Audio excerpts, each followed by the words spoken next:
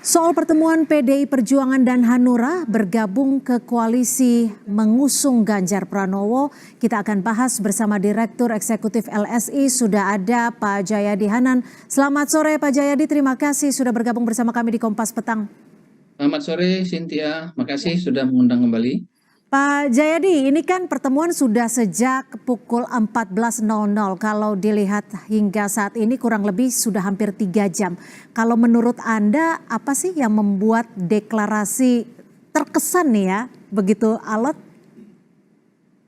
Ya mungkin bukan alot, mungkin karena Pak Oso sama Bu Mega kan sudah lama saling mengenal, dan PDI Perjuangan sama Hanura kan sudah sering bekerja sama, baik di tingkat pusat maupun daerah. Misalnya 2019 lalu Hanura mengusung berkoalisi dengan PDIP juga. Jadi belum tentu itu karena alot ya.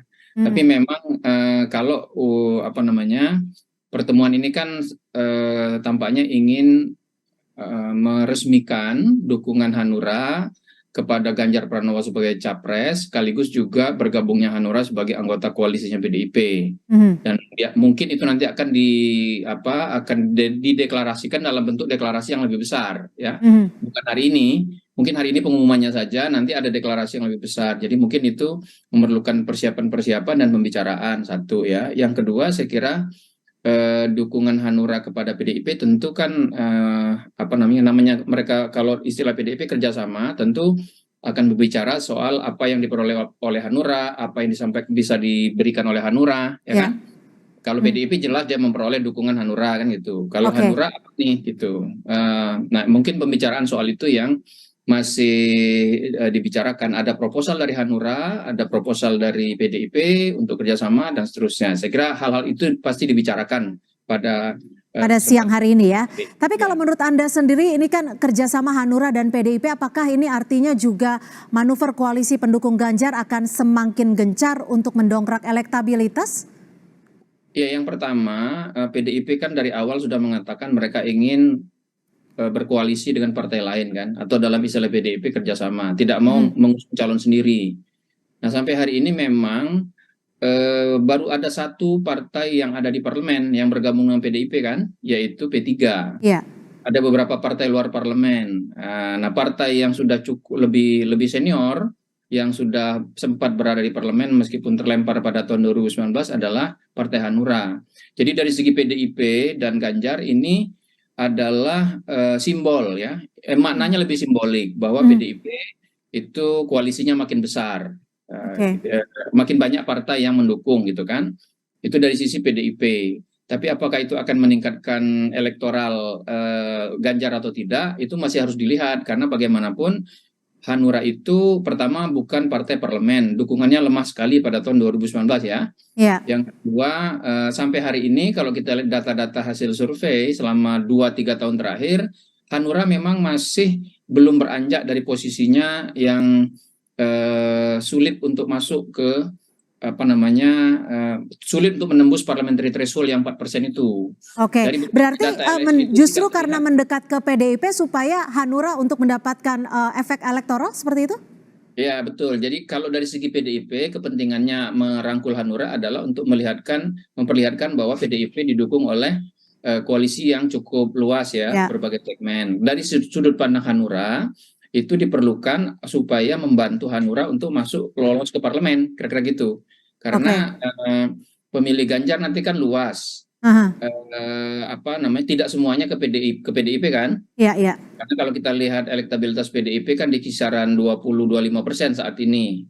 Nah, sementara Ganjar kalau mau menang harus minimal di putaran pertama. Ganjar Pak Jayadi, tapi gini, kalau kita melihat historis, Anda juga tadi menyebutkan bahwa ada histori kedekatan antara Hanura dan PDIP. Tapi dari perspektif Anda termasuk lama tidak sih untuk menggabungkan ataupun kerjasama ini? Yang antara Hanura, saya kira enggak kan, Hanura tidak ada masalah tuh. Saya kira ini cuma soal waktu aja. Mereka mencari waktu yang tepat, Hanuranya juga mencari waktu yang tepat untuk mengumumkannya. Kan Hanura termasuk sudah dari awal, seperti yang disampaikan oleh Kompas, sejak April sudah menyatakan mendukung Ganjar kan. Jadi tinggal lagi bagaimana mereka bersepakat soal misalnya nih, sebagai partai yang ingin masuk parlemen, Hanura itu kan perlu dibantu tuh cara Didongkrak seperti itu ya? berkampanyenya, iya kan? Nah, bagaimana tuh? Apakah nanti peran Hanura dalam kampanye Ganjar bagaimana? Karena itu Baik, kan akan berpengaruh pada perolehan suara Hanura nanti, yang Anda sebut sebagai efek ekor jas atau efek elektoral dari presiden kepada partai. baik. Hal-hal seperti itu kan harus diturunkan menjadi strategi di tingkat lapangan kan, bukan hanya kesepakatan di tingkat di atas kertas gitu. Oke, lalu bagaimana Anda membaca peta dari kekuatan koalisi pengusung Ganjar saat ini? Dan apakah Hanura bisa mampu menjamin untuk mendongkrak elektabilitas dari Ganjar Pranowo, mungkin khususnya di wilayah Jawa Barat?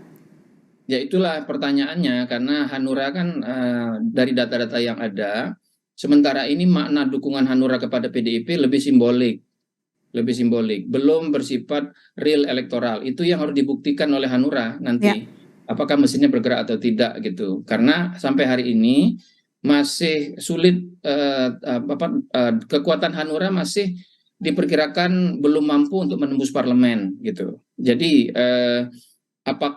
saya kira ini juga yang dijadikan pembicaraan ya, bagaimana strateginya agar Hanura bisa mendongkrak Ganjar di sejumlah daerah, tapi pada saat yang sama Hanura juga memperoleh berkah efek ekor jas dari pencalonan Ganjar itu, oke. supaya Hanura memperoleh Ya, angka yang cukup untuk masuk ke parlemen di tingkat pusat, kira-kira gitu. baik. Jadi harapannya ada win-win solution ya, baik untuk PDIP Betul. dan juga untuk Hanura. Terima kasih sekali lagi Direktur Eksekutif LSI, Pak Jayadi Hanan sudah bergabung bersama kami di Kompas Petang. Selamat sore.